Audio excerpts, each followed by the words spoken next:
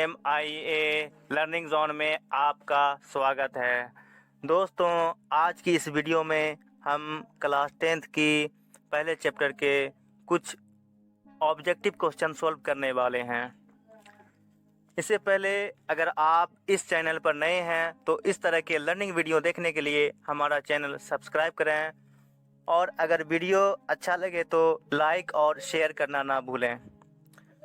तो चलिए आज की क्लास स्टार्ट करते हैं।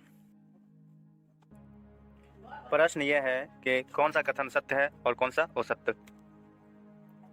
पहला प्रश्न है,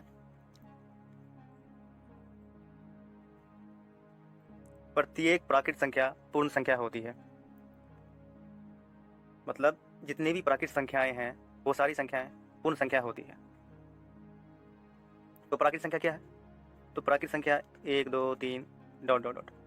और पूर्ण संख्या क्या है? तो पूर्ण संख्या 0 1 2 3। तो यहाँ पर जितनी भी प्राकृत संख्या है वो सारी प्राकृत संख्या पूर्ण संख्या के अंतर्गत मैच हो रहा है। मतलब सारी प्राकृत संख्या पूर्ण संख्या के अंतर्गत आ गया। 1 2 3 1 2 3 क्या है? इसमें भी है, इसमें 0 भी है, 1 2 3 भी है। तो 1 2 3 क्या है? इसमें आ गया। तो इस तरह से सारी प्राकृत संख्या पूर्ण संख्या के अंतर्गत आ गया। तो सभी प्राकृत संख्या पूर्ण संख्या होती है। ये होगा सत्य।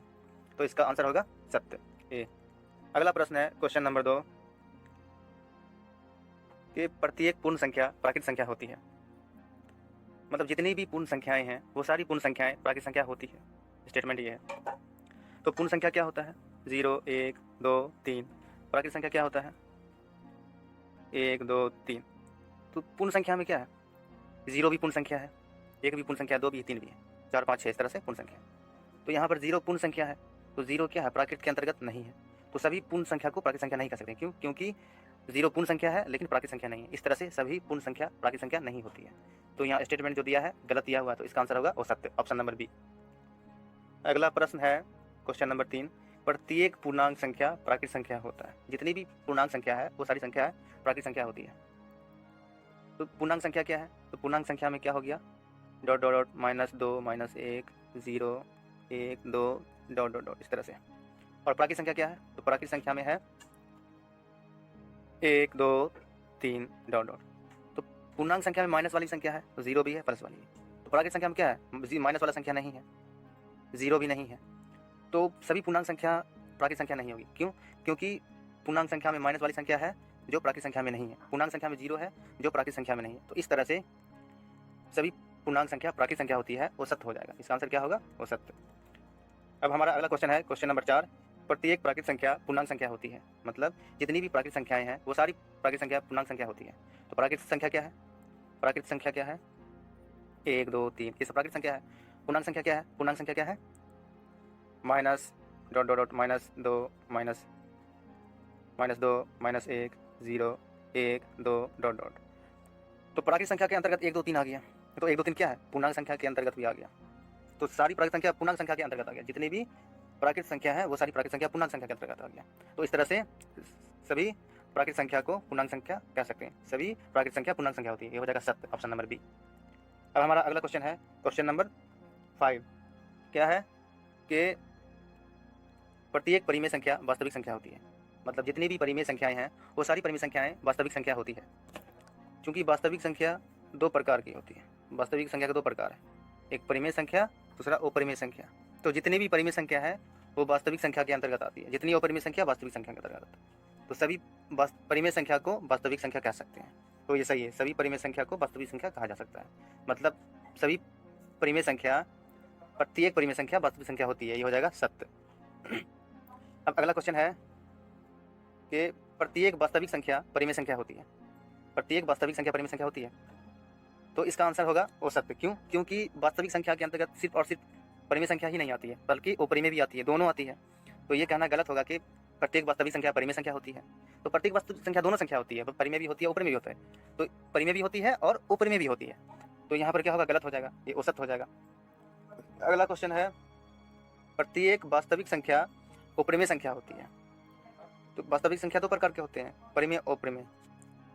तो वास्तविक संख्या के अंतर्गत परिमेय भी हो सकता है, अपरिमेय भी हो सकता है। सिर्फ और सिर्फ अपरिमेय नहीं हो सकता, यहाँ सिर्फ अपरिमेय, परिमेय भी होना चाहिए। तो इस तरह से औसत हो जाएगा ये। अब अगला क्वेश्चन है क्वेश्चन नंबर 8 प्रत्येक अपरिमेय संख्या वास्तविक संख्या होती है। तो इसका आंसर होगा सत्य, क्योंकि अपरिमेय संख्या वास्तविक संख्या का ही रूप है, इसलिए ये सत्य होगा। अगला क्वेश्चन है क्वेश्चन नंबर 9। प्रत्येक प्राकृतिक संख्या परिमेय संख्या होती है। जितनी भी प्राकृतिक संख्या है जैसे कि 1 2 3, तो इसको हम लिख सकते हैं 1/1 2/1 3/1, क्योंकि हम इसे p/q के रूप में लिख सकते हैं, इसलिए ये क्या है, परिमेय संख्या है। जिस संख्या को p/q के रूप में लिख सकते हैं वो परिमेय संख्या है। तो ये कथन सत्य है कि प्रत्येक प्राकृतिक संख्या परिमेय संख्या है, ये सही है, तो ये हो जाएगा सत्य। अगला क्वेश्चन है प्रत्येक परिमेय संख्या प्राकृतिक संख्या होती है।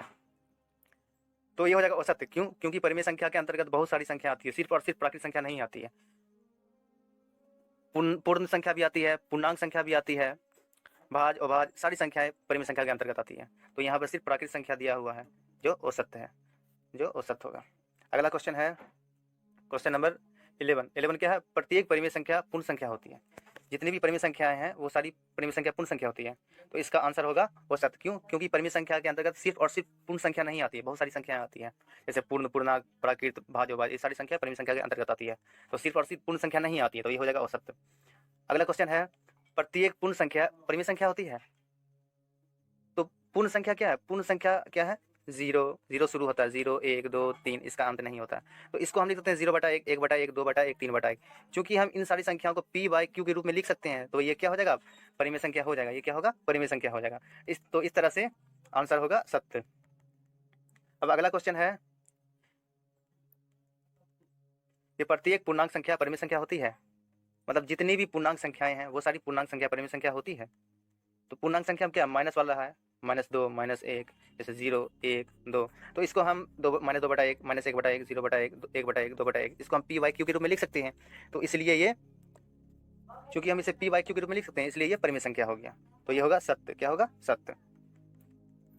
अब हमारा अगला क्वेश्चन है प्रत्येक परिमेय संख्या पूर्ण संख्या होती है। जितनी भी परिमेय संख्या है वो सारी संख्याएं पूर्णांक संख्या होती है। प्रत्येक परिमेय संख्या पूर्णांक संख्या होती है, मतलब जितनी भी परिमेय संख्याएं हैं वो सारी संख्याएं पूर्णांक संख्या होती है। तो परिमेय संख्या के अंदर बहुत सारी संख्याएं आती हैं, सिर्फ पूर्णांक ही नहीं आती है, बहुत सारी संख्याएं आती है। तो क्या हो जाएगा? ये असत्य हो जाएगा। क्वेश्चन नंबर 15 क्या है? प्रत्येक सम संख्या परिमेय संख्या होती है। तो सम संख्या क्या होता है? 2 4 6 8, ये सब सम संख्या होता है। तो इसको हम लिख सकते हैं 2/1 4/1 6/1 8/1। तो इसे हम p/q के रूप में लिख सकते हैं। तो इसलिए क्या हो गया? परिमेय संख्या हो गया। तो ये हो जाएगा सत्य, ऑप्शन नंबर ए। अब अगला क्वेश्चन है कि प्रत्येक परिमेय संख्या सम संख्या होती है। तो परिमेय संख्या के अंतर्गत बहुत सारी संख्याएं आती है, सिर्फ और सिर्फ सम ही नहीं आती है, सम भी आती है, इसके साथ साथ इसके अलावा बहुत सारी संख्याएं आती है। तो ये कहना कि प्रत्येक परिमेय संख्या सिर्फ सम संख्या होती है, तो ये गलत होगा। तो इसका आंसर होगा असत्य। अगला क्वेश्चन है क्वेश्चन नंबर 17। प्रत्येक परिमेय संख्या विषम संख्या होती है। तो परिमेय संख्या के अंदर बहुत सारी संख्याएं आती है, सिर्फ और सिर्फ विषम संख्या होती है, ये कहना गलत होगा। तो ये हो जाएगा असत्य। अब अगला क्वेश्चन है प्रत्येक विषम संख्या परिमेय संख्या होती है। प्रत्येक विषम संख्या परिमेय संख्या होती है। तो जितनी भी विषम संख्याएं हैं जैसे 1 3 5 7, इसको हम p/q के रूप में लिख सकते हैं। तो ये क्या है? जिसको p/q के रूप में लिख सकते हैं वो परिमेय संख्या हो जाएगा। तो ये हो जाएगा सत्य। क्वेश्चन नंबर 19 के प्रत्येक पूर्ण संख्या पूर्णांक संख्या होती है। मतलब जितनी भी पूर्ण संख्याएं हैं वो सारी पूर्ण संख्या पूर्णांक संख्या होती है। तो पूर्ण संख्या कौन कौन है? तो पूर्ण संख्या हो गया 0 1 2 3, ये सब पूर्ण संख्या है, डॉट डॉट। और पूर्णांक संख्या क्या है? पूर्णांक में क्या है? -2 -1 0 1 2 3, तो ये सारी संख्या हैं। तो पूर्ण संख्या क्या है? 0 1 2 3। तो 0 क्या पूर्ण है? तो 0 पूर्णांक भी हो गया। 1 क्या है? पूर्ण है, 1 इसमें भी आ गया। 2 पूर्ण होगा तो पूर्णांक भी होगा, 3 पूर्ण होगा। मतलब जितना भी पूर्ण संख्या के अंतर्गत है, पूर्ण संख्या के अंदर जितना भी संख्या है वो सारी संख्याएं पूर्णांक के अंतर्गत आ गया, वो सारी संख्याएं पूर्णांक के अंतर्गत आ गया। तो इसलिए सारी पूर्ण संख्या पूर्णांक संख्या हो सकती है। तो इसका आंसर होगा सत्य। अब हमारा अगला क्वेश्चन है क्वेश्चन नंबर 20 कि प्रत्येक पूर्णांक संख्या पूर्ण संख्या होती है। मतलब जितनी भी पूर्णांक संख्याएं हैं वो सारी पूर्णांक संख्याएं पूर्ण संख्या होती है। तो पूर्णांक संख्या में क्या है? पूर्णांक संख्या में माइनस वाला है, 0 भी है, 1 भी है, 2 भी है, 3 भी है पूर्णांक में। लेकिन पूर्ण में क्या है? 0 है, 1 है, 2 है, 3 है। लेकिन पूर्णांक में क्या है?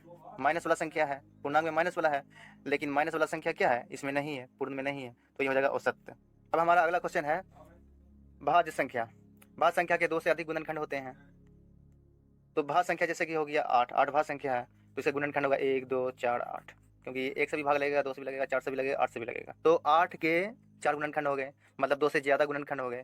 तो ये भाज्य संख्या हो गया। भाज्य संख्या का 2 से अधिक गुणनखंड होता है, जो सही लिखा हुआ है, ये क्या है, सही लिखा हुआ है, तो हो जाएगा सत्य।